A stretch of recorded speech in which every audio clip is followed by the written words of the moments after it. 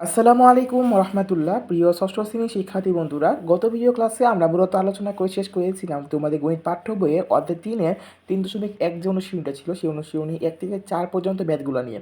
So আজকের এই ভিডিওতে আমরা 5 থেকে 8 পর্যন্ত যে ম্যাথগুলো রয়েছে সেই ম্যাথগুলো নিয়ে সমাধান করার চেষ্টা করব। সো বন্ধুরা, চলো বেশি কথা না বাড়িয়ে আমরা আমাদের ভিডিওর মূল আলোচনা শুরু করে দিই। তবে ভিডিওটি শুরু করার আগে তোমাদের কাছে একটা ছোট্ট রিকোয়েস্ট থাকবে। যদি আমাদের এই চ্যানেলে তোমরা নতুন হয়ে থাকো এবং আমাদের এই চ্যানেলে কোনো ভিডিও তোমার কাছে কোনো রকমের হেল্পফুল মনে হয়, তাহলে অবশ্যই আমাদের চ্যানেলটিকে সাবস্ক্রাইব করে দিবে। সো চলো এবার আমরা আমাদের ভিডিও মূল আলোচনা সামনে এগিয়ে নিয়ে যাই। সো এখানে আমরা প্রশ্নগুলো সমাধান করার জন্য বরাবরের মতো আমরা চলে যাচ্ছি আমাদের পাঞ্জিরিকারের পিডিএফে। সো সেখান থেকে মূলত আমরা আমাদের প্রশ্নের উত্তরগুলো একটু দেখে নেওয়ার চেষ্টা করব এবং সেখান থেকে আমরা বোঝার চেষ্টা করব। সো 5 নম্বর কোয়েশ্চেনটা কী বলা হয়েছে, নিম্নে প্রদত্ত সংখ্যা দ্বয়ের মধ্যে কোনটি অন্যটি ডানে অবস্থিত তার সংখ্যা রেখায় দেখাও। 2 এবং 9 দুইটা সংখ্যা রয়েছে, আমাদের দেখাতে হবে প্রদত্ত সংখ্যা দ্বয়ের মধ্যে কোনটি অন্যটি ডানে অবস্থিত। ঠিক আছে, সেটা আমাদের সংখ্যা রেখায় দেখাতে হবে। সংখ্যা রেখায় 2 এবং 9 সংখ্যা দুটি স্থাপন করি। স্থাপন করলে কী পাইতেছি দেখো, এই যে দেখো এখানে সংখ্যা রেখাটা খেয়াল করলে 0 1 2, এখানে হবে 2 এর সংখ্যা রেখাটা এবং এখানে হবে 9 এর সংখ্যা রেখাটা। সংখ্যা রেখা দেখা যাচ্ছে যে 9 এর অবস্থান 2 এর ডান দিকে। ঠিক আছে, সো এটাই হচ্ছে উত্তর। সো এটা আশা করি তোমরা বুঝতে পেরেছো। সো খ নাম্বার তোমরা যদি বুঝে থাকো বাকিগুলো কিন্তু তোমরা নিজেরাই করতে পারবা। ঠিক আছে, এই যে দেখো এখান থেকে তোমরা -3 এটাও তোমরা করতে পারবা, এখান থেকে করে জাস্ট তোমরা উত্তর একটু মিলিয়ে নিবা। এবং ঘ নাম্বার যেটা রয়েছে 0 -1 এটাও তোমরা করতে পারবা। ঠিক আছে, তোমরা জাস্ট সংখ্যা রেখা স্থাপন করার পর দেখবা যে কোনটা ডানে রয়েছে। ঠিক আছে, যেটা ডানে থাকবে সেটা তোমরা এখানে লিখে দিও, তাহলেই হচ্ছে। গ নাম্বারও তোমরা নিজেরাই করতে পারবা, এটা আমি আলোচনা করছি না।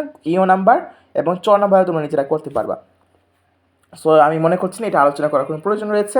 তোমরা যদি বেসিকগুলো বুঝে থাকো তাহলে এই ম্যাথগুলো তোমাদের কাছে অনেক বেশি ইজি হবে। তো এবার চলো আমরা 6 নম্বর কোয়েশ্চেনটা খেয়াল করি। 6 নম্বর কোয়েশ্চেনটা কী বলা হয়েছে, নিম্নে প্রদত্ত সংখ্যাদের মধ্যবর্তী পূর্ণ সংখ্যাগুলো মানের ঊর্ধ্বক্রম অনুযায়ী লিখো। ঠিক আছে, মানে ঊর্ধ্বক্রম অনুযায়ী লিখতে বলা হয়েছে এর মধ্যবর্তী পূর্ণ সংখ্যাগুলোকে, মধ্যবর্তী পূর্ণ সংখ্যা। ঠিক আছে, সো 0 এবং -7 এর মধ্যবর্তী পূর্ণ সংখ্যা যেগুলো রয়েছে সেগুলো আমরা মানের ঊর্ধ্বক্রম অনুসারে সাজাবো, মানে ছোটো থেকে বড় অনুসারে। সো 0 এবং 0 এবং -7 এর সংখ্যাদের মধ্যবর্তী পূর্ণ সংখ্যাগুলোকে আমরা যদি মানে ঊর্ধ্বক্রমে সাজাই তাহলে নিম্নে এই যে লিখেছি দেখো -6 -5 -4 -3 -2 -1। এখানে 0 এবং -7 কিন্তু হবে না, কারণ -7 এবং 0 মধ্যবর্তী সংখ্যাগুলোকে বলা হয়েছে, তাহলে এটাই হবে আমাদের উত্তর।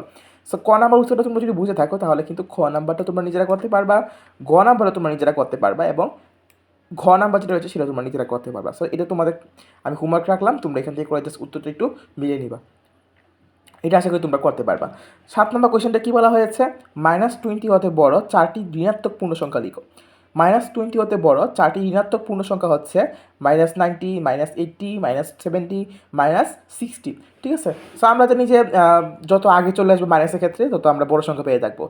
বড় 4টি ঋণাত্মক পূর্ণ সংখ্যা লিখতে বলা হয়েছিল। ঋণাত্মক পূর্ণ সংখ্যা তোমরা এখানে -20 আগের সংখ্যাগুলো রয়েছে, আই মিন 19 -19 -18 এই সংখ্যাগুলোকে তোমরা যে কোনো 4টা সংখ্যা লিখলেই হচ্ছে, তোমাদের একবার হুবহু লিখতে হবে তাই সেমন কোনো কথা নাই। তারপর কী বলা হয়েছে, -10 হতে ছোট 4টি ঋণাত্মক পূর্ণ সংখ্যা লিখো। ছোটো মানে কি, -10 হতে যে উপরে যাবো সেটা তত ছোটো হয়ে যাবে, তাই না? সো -10 এর উপরে কে আছে, -11 -12 -13 -14।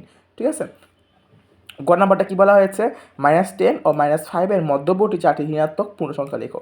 -10 এবং -5 এর মধ্যবর্তী 4টি ঋণাত্মক পূর্ণ সংখ্যা, তার মানে কি -9 -8 -7 -6। ঠিক আছে, সো এটা আশা করি তোমরা বুঝতে পেরেছো। 8 নম্বর কোয়েশ্চেনটা কী বলা হয়েছে, নিচের বাক্যগুলো পাশে সত্য হলে স এবং মিথ্যা হলে মি লিখো। মিথ্যা হলে বাক্যটি শুদ্ধ করো। সংখ্যা রেখায় -10 এর ডানে -8 অবস্থিত। সো আমরা এখানে একটা জিনিস খেয়াল রাখবো, সংখ্যা রেখা না এঁকে আমরা কীভাবে করতে পারি। বিষয়টা হচ্ছে যে তোমরা দুইটা সংখ্যা দিয়ে খেয়াল করবা, -10 এবং -8। সো এখানে যেই সংখ্যাটা বড় থাকবে সে কিন্তু ডানে থাকবে। এর মানে হচ্ছে আমরা জানি যদি কোনো একটা সংখ্যা ঋণাত্মক হয়, দুটো সংখ্যা যদি আমরা ঋণাত্মক সংখ্যা নিই সেক্ষেত্রে যে সংখ্যাটা ছোটো হবে মানের দিক থেকে সেটা কিন্তু বড় হয়ে যায়, তাই না? সো -10 এর ক্ষেত্রে আমরা বলতে -10 এর ডানেও -8 অবস্থিত, এটা কিন্তু মিথ্যা হবে। না, এটা হবে সত্য, কারণ -10 কিন্তু ছোট এবং -8 কিন্তু বড়, তাই না? বড় যেহেতু তাহলে 8 হবে ডানে, এটা মানে সত্য। এবার কী বলে আছে, -60 এর ডানে -70 অবস্থিত। -70 কিন্তু -60 থেকে ছোট, তাই না? ছোট যেহেতু এটা কিন্তু -60 ডানে অবস্থিত হবে না, তার মানে এটা কিন্তু মিথ্যা হবে। তার মানে সংখ্যা রেখায় সূত্রটা আমরা লিখে দিলাম, সংখ্যা রেখায় -60 এর বামে হবে -70। সবচেয়ে ছোট ঋণাত্মক পূর্ণ সংখ্যা -1। সবচেয়ে ছোট ঋণাত্মক পূর্ণ সংখ্যা ছোট বলা হয়েছে, এটা কিন্তু মিথ্যা। কারণ কি, সবচেয়ে ছোট ঋণাত্মক সংখ্যা পূর্ণ সংখ্যা কিন্তু -1 হয় না, এটা হবে সবচেয়ে বড় ঋণাত্মক পূর্ণ সংখ্যা -1। সবচেয়ে ছোট ঋণাত্মক সংখ্যা কখনো তুমি খুঁজে পাবা না, কারণ এটা হাজার হাজার আছে। বা ধনাত্মক পূর্ণ সংখ্যা পাওয়া সবচেয়ে ছোটটা, সেটা হচ্ছে 1। সো ঘ নাম্বারটা কী বলা হয়েছে, -20 হচ্ছে -26 বড়। -20 থেকে -26 কি বড়? এটা কিন্তু মিথ্যা। -26 ছোট হবে, -20 হবে বড়, ঠিক আছে? সো এই যে দেখলাম -20 এর চেয়ে -26 ছোট হবে। সো এই ছিল আজকের ভিডিও, এবং এই ভিডিও সব কিছু আশা করি তোমরা বুঝতে পেরেছো। আজকের ভিডিও আমরা এই পর্যন্ত শেষ করবো, দেখা হবে নেক্সট ভিডিওতে। ততক্ষণ সে ভালো থাকবা, সুস্থ থাকবা, আল্লাহ হাফেজ।